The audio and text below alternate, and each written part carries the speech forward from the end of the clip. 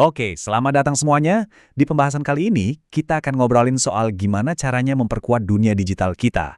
Dan kita mulai dari intinya nih, jaringan di rumah Anda. Ini serius loh, taruhannya tinggi banget. Jadi ngerti cara ngelindungin diri itu ya wajib hukumnya. Dan semua ini kita awali dengan satu angka yang jujur bikin kaget. 10,5 triliun dolar. Wow. Ini bukan ngomongin anggaran negara ya. Ini angka yang benar-benar harusnya bikin kita semua diam sejenak dan mikir, ini artinya apa buat kita? Betul banget.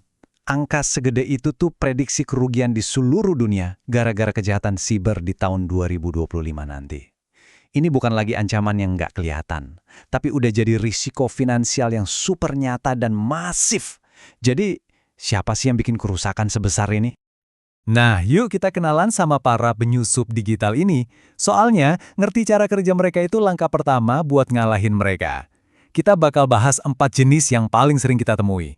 Yang pertama, ada yang namanya malware. Nah, bayangin aja, ini tuh kayak penyakit digital. Ada virus, ransomware, spyware, semua ini bisa nyerang perangkat Anda, nyuri data, atau yang lebih parah lagi, ngunci semua file Anda sampai Anda bayar tebusan. Ngeri kan? Kalau malware itu kayak maksa masuk.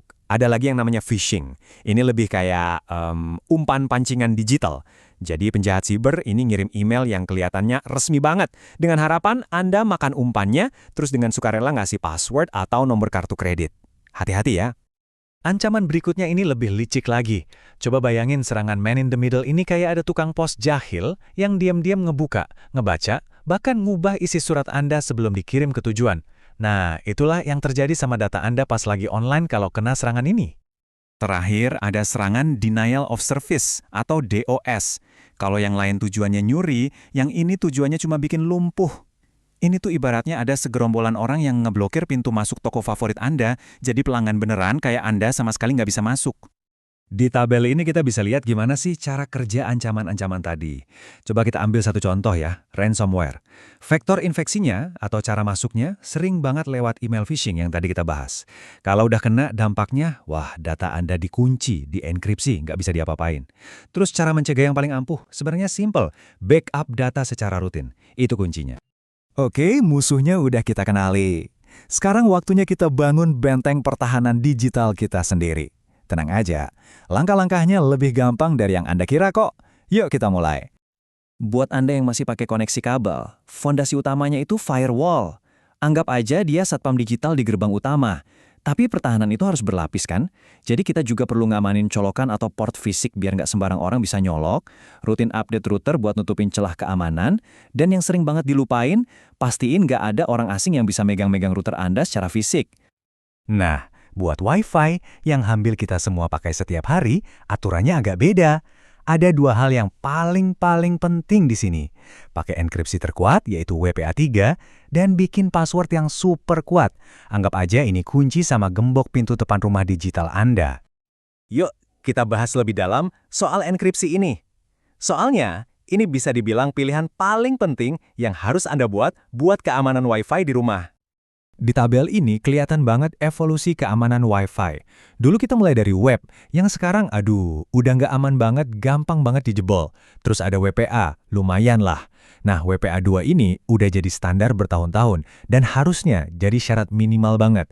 Tapi standar emasnya sekarang itu WPA 3, keamanannya sangat tinggi, dan ini pilihan yang sangat-sangat kita rekomendasikan. Jadi, intinya apa? Gini, pas Anda lagi setting router baru, atau ngecek pengaturan yang sekarang, cari pilihan WPA3. Itu standar paling top saat ini. Pastiin Anda pakai itu kalau perangkatnya mendukung. Soal keamanan ini bukan cuma sekali setting terus dilupain ya.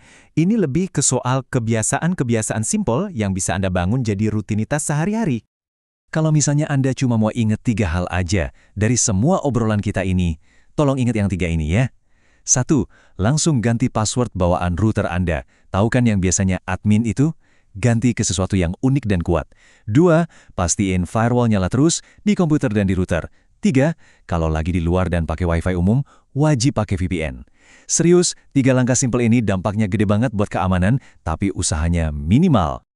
Kenapa sih VPN itu penting banget kalau kita pakai Wi-Fi umum? Nah, ini dia penjelasannya. Tanpa VPN, semua yang Anda lakuin online di kafe atau bandara tuh kayak kartu pos. Semua orang bisa baca.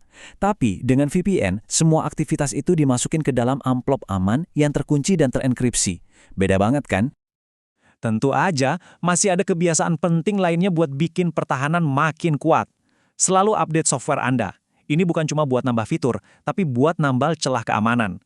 Terus, jangan gampang percaya sama email aneh. Bisa jadi itu phishing.